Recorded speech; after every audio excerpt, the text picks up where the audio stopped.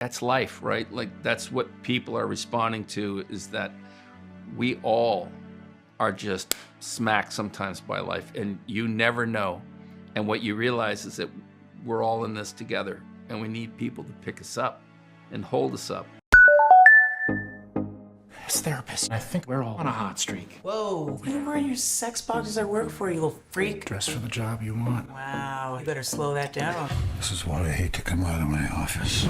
I'm really curious to ask you, how did you as a co-creator and writer approach that balance between addressing the consequences of Jamie's actions while maintaining that blend of humor and heart for this new season? Yeah, I mean, I think it's one of the things that is like kind of the magic of the show, is figuring out how to be honest about the consequences of doing unconventional therapy, but also just finding the humor and how sloppy it all is. And I think that that's the writing staff. I think that that's our directors and the rest of our cast. You know, life is funny and weird and sloppy, and I think we try to capture that. He's worried about me. It's rough to realize your kid knows how fragile you are. Paul, do not do that. How are you so strong? I'm not fragile.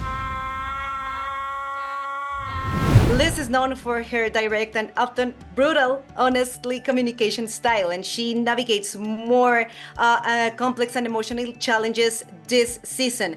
How does her communication style will be challenged in this new season? You know, I think Liz compartmentalizes and keeps a lot of things inside and uses humor to deflect.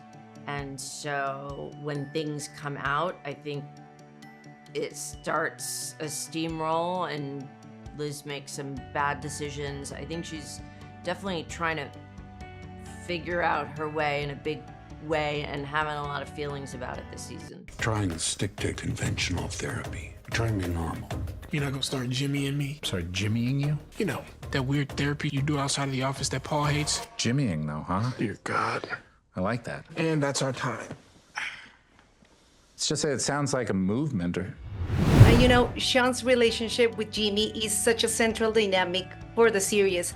How will this friendship evolve in this new season? So watching their dynamic is entertaining and it's fun and it's warm, but it's also a forbidden relationship.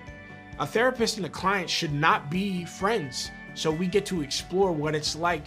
It's too late now. You can't unknow somebody who you've gotten a chance to know. Perhaps you can grow apart. Perhaps you can move away. Perhaps the other relationship that you have can change. But between Jimmy and Sean, we are about to witness the consequences of Jimmy crossing that boundary. It's not your patient's job to heal you. Push my husband off a cliff. I'm a psycho with good hair. I like the good hair part. Look whose self-esteem is back. I can't stop thinking he's gonna go back to the way he was after Mom died.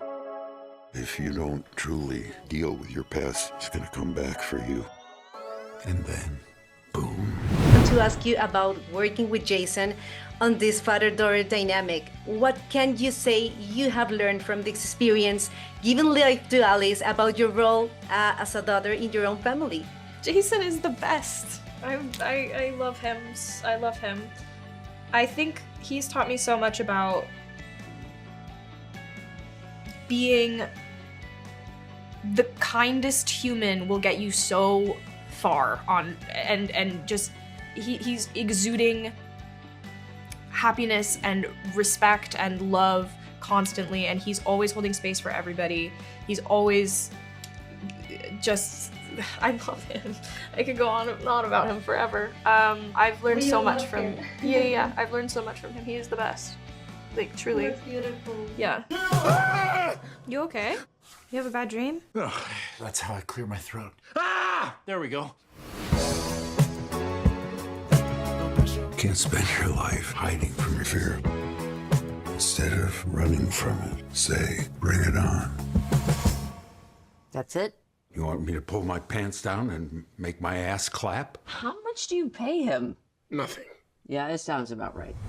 Another thing that we will be discovering is how Brian gets along and helps Alice on moving forward with her trauma and with her own grief.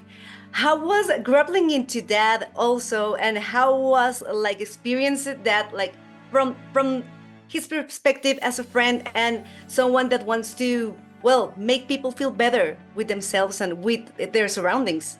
I think this show works in so many ways, but the one that makes me the proudest is the therapy, because the show ultimately is about mental health, or at least it's through the lens of mental health. But the people who are the mental health professionals aren't always the therapists. Sometimes it's the other characters that get to sit in the chair and be the therapists. And while Brian has a lot of problems and is often the patient, sometimes he gets to be the doctor. And I really like that. And I really appreciate especially this relationship that he has with Alice in season 2, where they kind of go back and forth. And she's a kid, you know, he's known her whole life, but she's so wise beyond her years, and he is such a child in so many ways that putting them together created some real magic, and they got to switch parts. Sometimes he was the therapist, sometimes she was, and can't wait for audiences to see it. We all hope that we're the kind of person who's gonna come through. Something changed a few months ago. Felt like I got my dad back. The beauty of this show is also that we see every character interacting with each other. From a creative standpoint, what character arcs are you particularly excited for audiences to experience in this new season? I think the one that I want to talk about the most, because I feel like I've done her a disservice, is my wife, Krista Miller, who was a TV star long before she met me. I think she's the funniest chick on the planet, and I would be so happy to just sit back and watch her do jokes and be funny and be snarky. And this year, I sometimes forget, in the disservice, I sometimes forget what a great actress she is. And this year we sent her down a real dramatic path of kind of what it means to deal with, you know, depression and feeling kind of lacking purpose in your life. And watching her work, I was so proud of her. I think she really crushed it. You might argue I don't have enough boundaries. Well, maybe you have too damn many.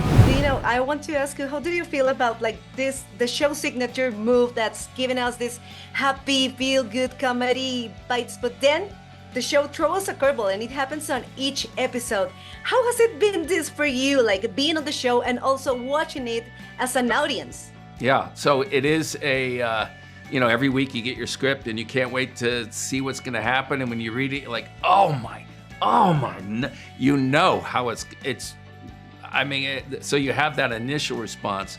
And then when you're on the set and you see it play out, there's so many times where I'm standing in the corner with just tears in my eyes. But that's life, right? Like that's what people are responding to, is that we all are just smacked sometimes by life, and you never know. And what you realize is that we're all in this together, and we need people to pick us up and hold us up, and sometimes just love us, and sometimes just listen, and sometimes swim for us, you know. And I think that that's the beauty and the intelligence of this show. And we should be working together, like Batman and Robin. You can even be Batman. You already sound like it. I'm really curious, what is something that you may have learned or enhanced in your communication skills that maybe you're more aware of on your own relationships after doing this show now for 2 seasons? I think that despite Jimmy's approach, I think that in life, most people would rather be heard. They just want to be heard, not fixed, you know? People generally aren't telling you their problems because they want you to tell them how to solve them. They're telling you their problems because they want to hear back like, oh, that sucks, you know? So I think that's part of what I've learned with all of our therapy talk. This is my first time working on 2 seasons of a show, and so I think navigating that, knowing the feeling of, you know, working on a project, feeling like you have a final product in a season 1, and then learning how to dive back into that character and withhold that love and passion for it coming into season 2. I mean, it wasn't hard, but yeah, that's what I learned. Oh, that's such a good question. Look, in my head, I'm the young guy on the show. I'm like Jason, but the truth is I'm probably more like Harrison, like Paul. And, you know, we're writing about a character that if he doesn't break down some of his boundaries and be more comfortable being vulnerable around the people he cares about, that is a direct path to ending up older and alone. And it's something I've always struggled with. I'm a very waspy guy from Connecticut, and I once joked that the president of Warner Brothers was a guy named Peter Roth, and after the first year of working there, I think I told him that in 1 year he had hugged me more than my father had in my lifetime, and that's both. And that's not a slam on my dad. It just means Peter Roth hugs every 30 seconds. But so I think I'm really trying to get better at being open and vulnerable and telling the people I care about how I feel. I don't know if I'm doing great at it yet, but at least occasionally nailing it. Something I love about Sean is how little he talks. He's so efficient, he's so concise. And I'd love to say I'm similar. I try to be, but I'm a talker. I like to dig into every synonym to make sure the person who you as well, so you know. I like to make sure I'm understood, you know? But Sean seems to commit to saying what he believes in the moment, and he takes his time in doing so. So that's something that's inspired me. I feel like that's an attractive quality for any human being, and it really leads into people trusting what he says. So yeah, that's a trait and quality of Sean I'd like to adopt for myself. That's fantastic. Thank you for bringing us this show again. I can't wait for the world to see this second season. So thank you so much for what you do, Jason. You're fantastic. Thank you for being with us on the Estreno. Thanks for being so nice. You're amazing. Have a great day. I'm gonna make you pay for that. That's exactly what Batman would say. How are you and Alice doing? We are doing great. Everything is back to normal. Dad, who is this weird guy? That's my patient, darling. Who doesn't really want to be here because his issues stem from high school. Everyone's issues stem from high school, Dan. The sky is blue.